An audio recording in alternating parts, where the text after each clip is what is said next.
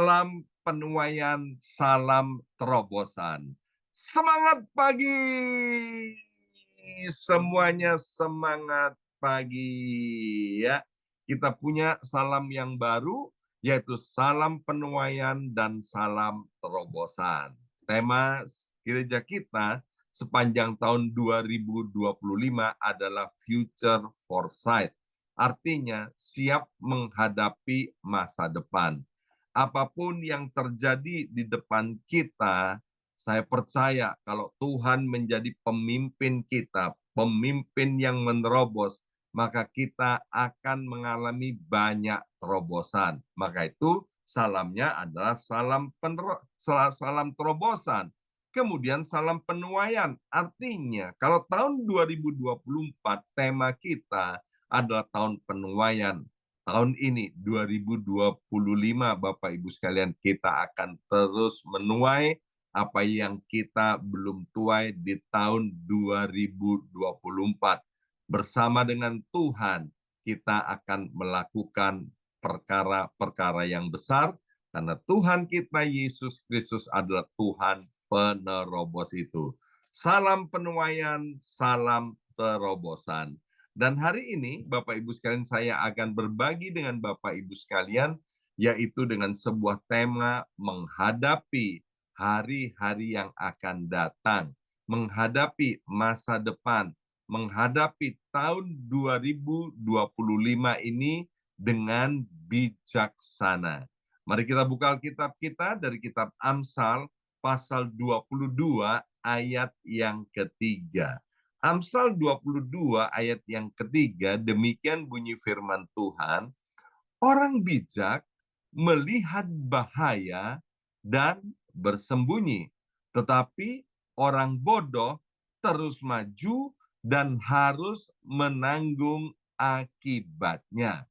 Future Foresight yang merupakan tema kita sepanjang tahun 2025 artinya adalah karunia yang Tuhan berikan kepada kita untuk kita mengantisipasi, untuk kita memprediksi apa kemungkinan yang akan terjadi di hari-hari ke depan, dan kemudian oleh karena kemurahan Tuhan kita dapat mengantisipasinya ya.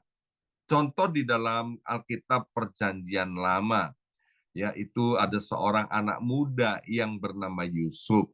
Waktu itu dia digoda oleh istri daripada majikannya, yaitu yang bernama Potifar. Ya, istrinya namanya Nyonya Potifar, Bapak Ibu sekalian. Hari itu Yusuf dihadapkan kepada pilihan. Kalau dia tidak mau melayani istri Potifar, maka akan ada akibat yang dia tanggung ya. Tetapi sebaliknya kalau dia mau menerima atau melayani godaan istri Potifar, juga ada akibatnya Bapak Ibu sekalian. Akhirnya dengan hikmat daripada Tuhan, maka Yusuf dapat mengambil pilihan yang bijaksana, yaitu dia tidak mau menanggapi, tidak mau melayani godaan daripada istri Potifar, meskipun akibatnya dia harus dimasukkan ke dalam penjara. Ya, saya berkata kepada istri saya, kalau seandainya hari itu Yusuf mau melayani istri Potifar, tentu dia tidak dimasukkan ke penjara. Tapi istri saya berkata, ya nggak masuk penjara, tapi langsung dihukum gantung oleh suaminya. Ya, nah maka itu Bapak Ibu sekalian, hari-hari yang ke depan kita harus menjadi orang yang bijaksana. Kalau kita melihat berbahaya, sesuatu yang bahaya, maka kita harus bersembunyi. Nah, kata bahaya di dalam Amsal 22 ayat yang ketiga, dalam bahasa Ibraninya ditulis dengan kata ra'ah, yang artinya kejahatan, kemalangan, dan juga bencana. Bapak Ibu sekalian, ya, apa yang akan ada di depan kita, mungkin itu berupa kejahatan, kemalangan, atau bencana. Biar dengan pertolongan Tuhan, kita mau bersembunyi ketika melihat hal-hal yang sedemikian rupa. Tentu dengan karunia yang Tuhan berikan, kita akan bisa mendeteksinya.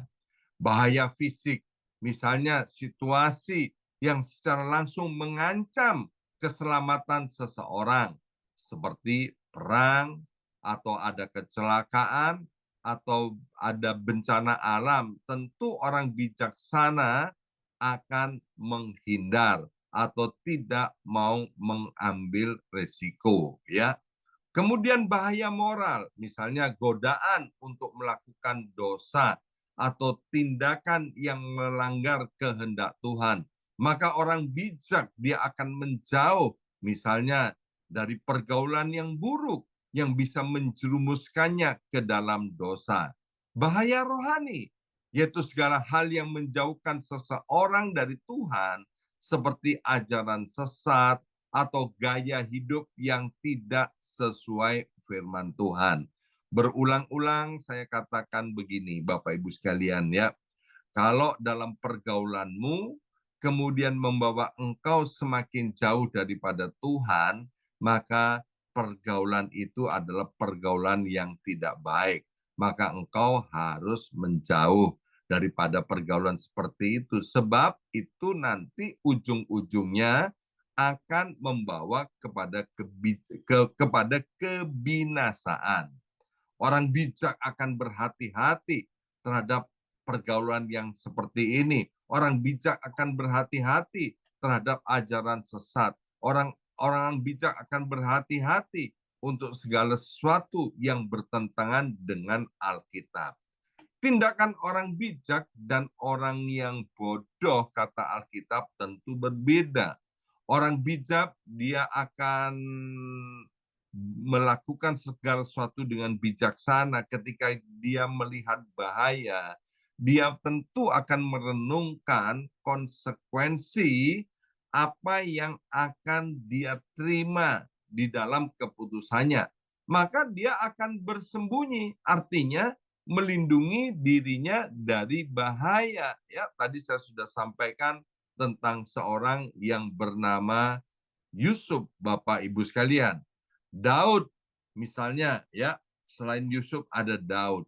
Daud, Bapak Ibu sekalian, dia punya kesempatan untuk membunuh Saul, ayah mertuanya, raja Israel, yang berkali-kali melakukan kejahatan kepada Daud. Saul berusaha untuk membunuh Daud, ya. Ketika Daud memiliki kesempatan itu, Bapak Ibu sekalian, lihat apa yang dikerjakan oleh Daud. Daud tidak mau menggunakan kesempatan itu untuk balas dendam atau membunuh ayah mertuanya atau raja Israel itu, Bapak Ibu sekalian, ya. Alkitab berkata, jangan sesat, Allah itu tidak bisa dipermainkan, apa yang ditabur orang itu yang akan dituainya. Daud mendapatkan supporter, dukungan dari orang-orang sekitarnya untuk melakukan balas dendam kepada Saul, ayah mertuanya. Tapi Daud mengerti akan firman Tuhan dan dia menyerahkan segala perkara itu kepada Tuhan. Dalam banyak hal, saya berusaha menghalang-halangi jemaat untuk melakukan balas dendam. Saya berulang-ulang berusaha untuk menghalangi jemaat untuk supaya tidak membalas kejahatan dengan kejahatan. Saya berulang-ulang mensupport jemaat untuk mereka mengalah. Sebab mengalah itu bukan artinya kalah, ya. Memang apa yang saya ajarkan ini kadang-kadang disalahpahami, Bapak Ibu sekalian. Sebab saya mau mengajarkan jemaat untuk bergantung sepenuhnya kepada Tuhan, agar kita tidak meniru orang-orang yang bodoh, tetapi kita meniru orang-orang yang bijak. Apa itu orang bijak? Orang bijak adalah orang yang mendengarkan firman Tuhan dan melakukannya. Sebaliknya, orang bodoh itu mengabaikan peringatan atau dia tidak peka terhadap tanda-tanda bahaya. Dia terus maju, dia melakukan apa yang dia ingin lakukan tanpa berpikir.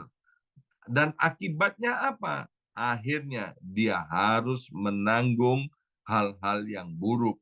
Alkitab memberi contoh tentang seorang yang bernama Lot. Dia adalah keponakan daripada Abraham. Ya, kita sudah tahu waktu Abraham dan Lot berpisah, maka Abraham berkata, Lot, silahkan kamu pilih yang mana, ya. Dan kemudian Lot itu memilih Sodom, Bapak Ibu sekalian. Lot tinggal di Sodom, sebuah kota yang terkenal dengan dosa dan kejahatannya. Meskipun ada tanda-tanda bahaya, tapi itu diabaikan oleh Lot. Ketika Tuhan memperingatkan kehancuran kota, itu Bapak Ibu sekalian, Sodom itu, Lot tetap tinggal di situ, dan kita tahu akibatnya apa? Istrinya kemudian binasa, ya. Demikian juga Simpson dalam kitab Hakim-Hakim, Bapak Ibu sekalian. Simpson mengabaikan bahaya ketika dia terus berhubungan dengan Delila itu. Meskipun berkali-kali Simpson itu tahu bahwa Delila itu berkhianat, Delila itu tidak setia kepada Simpson, tapi Simpson lebih besar nafsunya daripada hikmat yang Tuhan berikan kepada dia. Simpson mengabaikannya, dan akibatnya apa?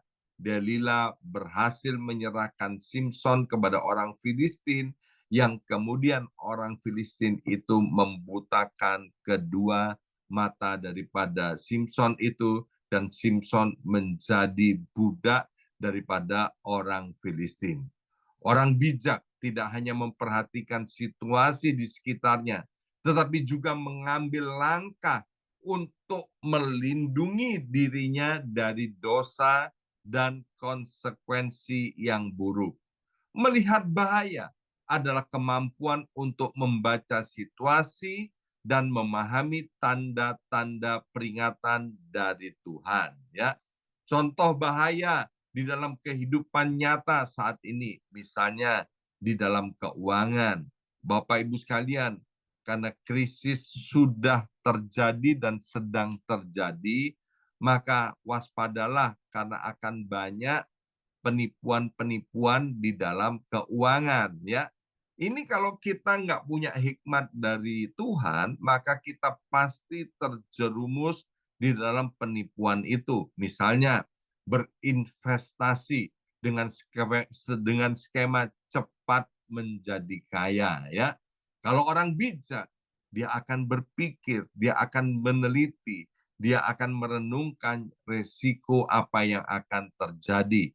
Demikian juga misalnya di dalam kesehatan, ya, dalam kesehatan. Maka orang-orang yang bijak itu juga akan berpikir, kalau dia makan makanan yang tidak sehat, apa yang akan menjadi akibatnya di hari-hari yang akan datang, ya. Saya senang sekali ketika banyak orang yang sekarang mulai peduli dengan kesehatan, ya. Jemaat di BMC New York, saya juga memperhatikan, ya, banyak sudah anak-anak Tuhan yang mulai menghindar, tidak mau minum soda. Nah, ini namanya orang yang bijaksana, Bapak Ibu sekalian. Bapak Ibu yang dikasih oleh Tuhan, kita hidup di dalam dunia yang terus berubah dan berkembang. Tahun 2025 nampaknya tidak pasti, ya, dan penuh dengan tantangan. Tetapi sebagai orang yang percaya, kita itu tidak boleh takut. Kita tidak boleh ragu-ragu untuk menghadapi tantangan yang ada di depan. Kita memiliki Tuhan yang baik dan yang telah memberikan kemampuan kepada kita, yaitu future foresight, memprediksi dan mengantisipasi apa yang mungkin terjadi di waktu yang akan datang dengan bijaksana. Memiliki future foresight memungkinkan kita untuk mengambil keputusan yang bijaksana dan menghindari bahaya yang mungkin terjadi seperti apa yang ditulis di dalam kitab Amsal tadi. Nah, bagaimana kita dapat memiliki future foresight? Sekali lagi, bagaimana kita dapat memiliki future foresight? Subtema kita untuk bulan Januari adalah connected, artinya terhubung dengan Tuhan. Jadi kalau kita kepingin memiliki kemampuan untuk memprediksi dan mengantisipasi apa yang akan terjadi di hari-hari yang akan datang, maka mau nggak mau kita harus connect dengan Tuhan. Bahasa Alkitabnya yaitu memiliki hubungan yang intim dengan Tuhan. Untuk memiliki kemampuan melihat masa depan dan hikmat sorgawi, Bapak Ibu sekalian, hubungan dengan Tuhan adalah dasar yang paling penting. Intimasi dengan Tuhan itu adalah dasar yang utama. Tuhan adalah sumber daripada segala sumber hikmat itu. Dan kalau kita bersandar kepada hikmat Tuhan, maka dia akan memimpin setiap langkah kaki dalam kehidupan kita. Kita harus percaya bahwa Tuhan memiliki rencana yang baik. Rancangannya Tuhan untuk kita adalah masa depan yang cerah, masa depan yang penuh dengan pengharapan. Kita harus percaya bahwa Yesus itu datang ke dunia untuk memberi kita hidup dan hidup di dalam segala kelimpahan, ya. Bagaimana kita bisa memiliki intimasi dengan Tuhan? Yaitu yang pertama berdoa secara konsisten, ya. Bukan hanya sekali tempo tapi konsisten. Bersama saya ucapkan konsisten. 2, 3, konsisten. Artinya apa? Terus menerus. Biarlah berdoa itu menjadi gaya hidup kita. Yang kedua, yaitu dengan jalan merenungkan firman Tuhan, ya, merenungkan firman Tuhan. Dan yang ketiga, tentu di dalam ketaatan kepada firman Tuhan yang kita renungkan. Dan yang keempat, kita harus hidup hormat kepada Tuhan. Dengan melakukan 4 hal itu, Bapak Ibu sekalian, maka kebiasaan-kebiasaan itu akan membentuk hidup kita sehingga kita menjadi pribadi yang disebut anak-anak Tuhan yang intim dengan Bapa di sorga. Ingat, keintiman dengan Bapa di sorga itu akan membuat kita mampu untuk memprediksi dan mengantisipasi apa yang akan terjadi. Yang kedua, Bapak Ibu sekalian, kita harus memiliki pengetahuan yang baik tentang Alkitab. Tadi malam dalam acara Worship from Home, Pastor Ona Tahapari juga menekankan kepada kita tentang pentingnya untuk membaca firman Tuhan dan merenungkannya.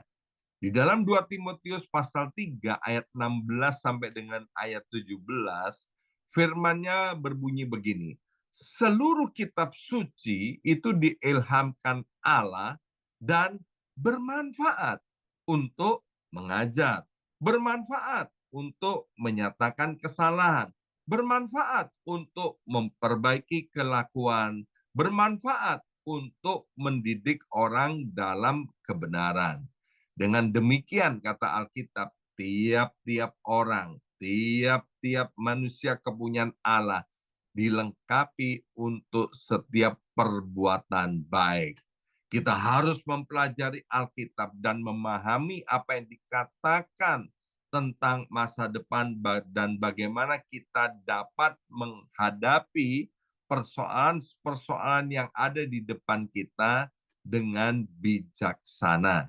Maka itu Bapak Ibu sekalian, bagi setiap kita yang punya kebiasaan merenungkan firman Tuhan melalui IG-nya orang, melalui WhatsApp yang dikirim oleh teman kita, atau melalui media sosial, ya, kita harus melengkapi dengan renungan pribadi kita dengan Tuhan. Nggak apa-apa, kebiasaan-kebiasaan yang baik itu Bapak Ibu sekalian kita teruskan. Tetapi jangan lupa kita harus merenungkan firman Tuhan, membaca Alkitab kita sendiri. Siapa tahu yang dikirimkan oleh teman-teman kita itu, yang kita baca itu tidak Alkitabiah. Sehingga apa? Sehingga kita tidak sampai tersesat terlalu jauh. Ya.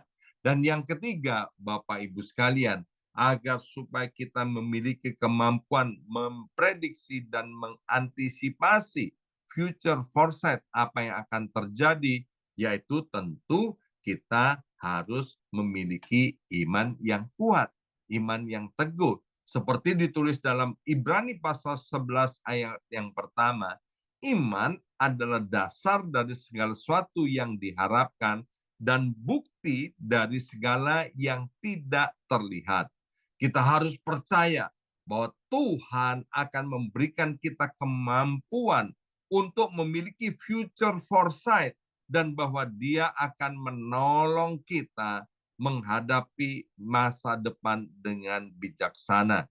Bagaimana kita bisa memiliki iman yang teguh, iman yang kuat? Alkitab berkata, iman itu timbul dari pendengaran dan pendengaran itu akan firman Tuhan. Maka itu dalam deklarasi Mazmur 91 berkali-kali saya katakan, mari kita gemakan Mazmur ini dengan suara yang keras sampai telinga kita sendiri mendengarnya. Ya, selain kita membaca Alkitab itu, Bapak Ibu sekalian, Ibu Yongki sering kali menekankan bersuara, baca bersuara. Mengapa? Agar selain kita membaca, dan kemudian dengan bersuara telinga kita itu mendengar dan iman kita semakin diteguhkan. Bapak Ibu yang dikasihi oleh Tuhan, memiliki future foresight memungkinkan kita untuk memahami dan menghadapi tahun 2025 ini dengan bijaksana. Ibu Ona tadi malam berkata, kita melewati hari demi hari di tahun 2025 dengan penuh kebahagiaan. Jadi kita harus memiliki hubungan yang intim dengan Tuhan. Kita harus memiliki pengetahuan yang baik tentang firman Tuhan. Dan yang ketiga, kita harus memiliki iman yang kuat. Dengan demikian, kita dapat menghadapi tahun 2025 dengan percaya diri dan bijaksana. Dan kita dapat memperoleh segala yang baik yang daripada Tuhan. Bahkan tahun 2025 ini percayalah Bapak Ibu sekalian, kita juga akan mengalami tuaian besar-besaran di semua aspek kehidupan kita. Amin. Mari kita berdoa, materaikan kebenaran firman Tuhan ini, ya Abba, ya Bapa. Kemampuan kami terbatas, tapi Allah Roh Kudus yang menolong kami untuk menangkap isi hati Bapa ini. Sehingga setiap kami memiliki future foresight.